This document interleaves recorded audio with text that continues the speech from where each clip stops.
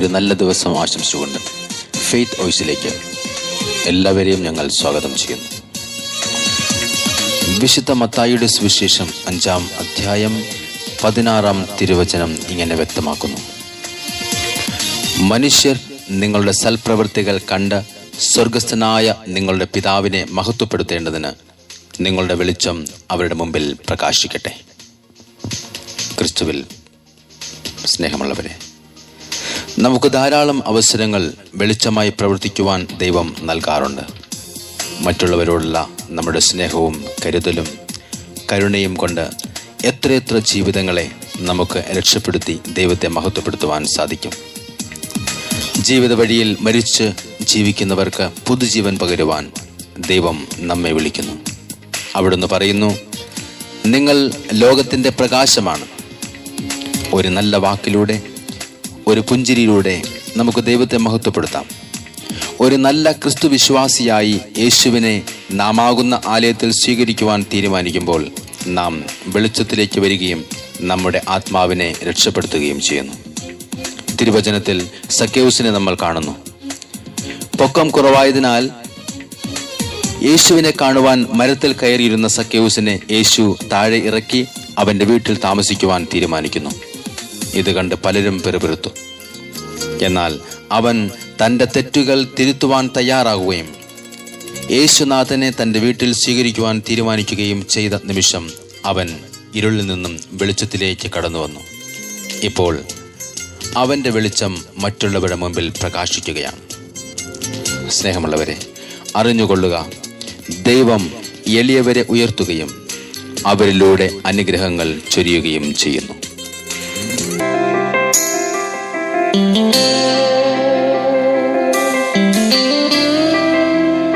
ഇന്നേ ദിവസം കർത്താവിൻ്റെ കൂടെ നമുക്ക് നടക്കാം. അവിടത്തോട് ചേർന്ന് നിന്ന് നമുക്ക് നന്മ ചെയ്യാം. നിങ്ങൾ ലോകത്തിൻ്റെ പ്രകാശമാണ് എന്ന് വിളിച്ചു പറഞ്ഞ ഒരു കർത്താവ് നമ്മുടെ കൂടെയുണ്ട്. നമുക്ക് ദൈവത്തിന് വേണ്ടി നിന്ന് മറ്റുള്ളവർക്ക് നമുക്ക് നന്മ ചെയ്യാം. കരുണാമയനായ കർത്താവ് ഇന്ന് നമ്മളെ അനുഗ്രഹിക്കട്ടെ. യേശു നൽകുന്ന രക്ഷ നമ്മളെ നിത്യജീവനിലേക്ക് നയിക്കുന്നതാണ്. ഒരാൾ പോലും നഷ്ടപ്പെട്ടു പോകുവാൻ ദൈവം ആഗ്രഹിക്കുന്നില്ല.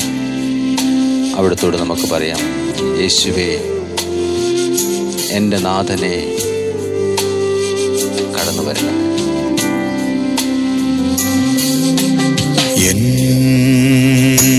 യേശുവേ, നാഥനേ വരണേ.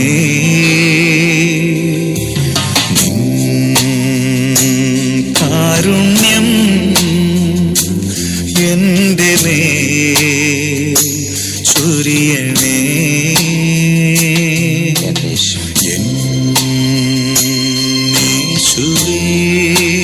നാഥനേ വരണേ.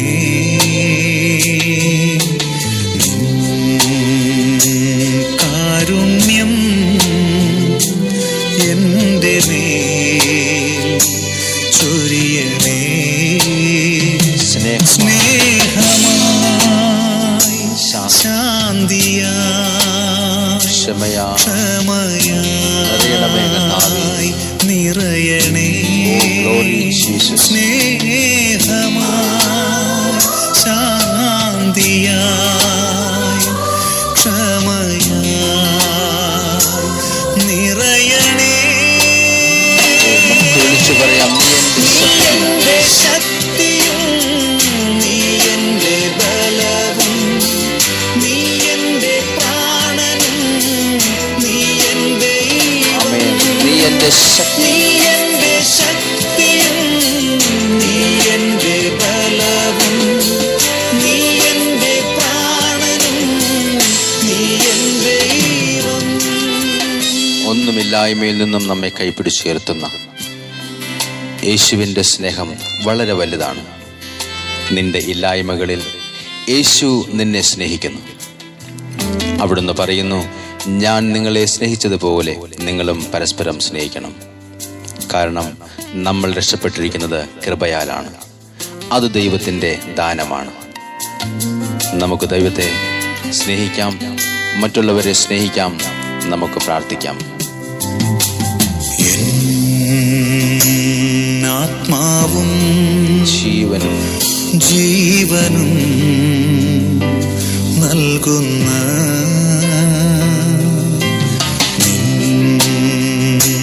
നാമത്തെ ഏറ്റവും വലിയ നാമം ഉയർത്തി ഞാൻ പാടുന്നു.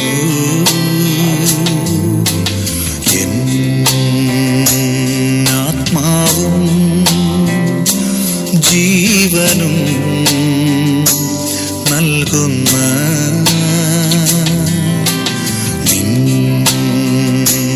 നാമത്തെ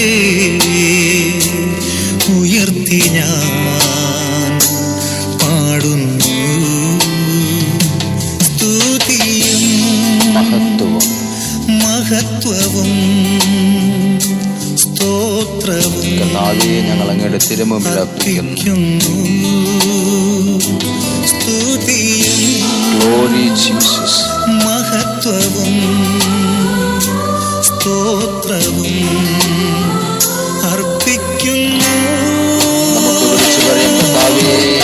നീ എന്റെ ശക്തിയും നീ എന്റെ ബലവും നീ എന്റെ പ്രാണനും നീ എന്റെ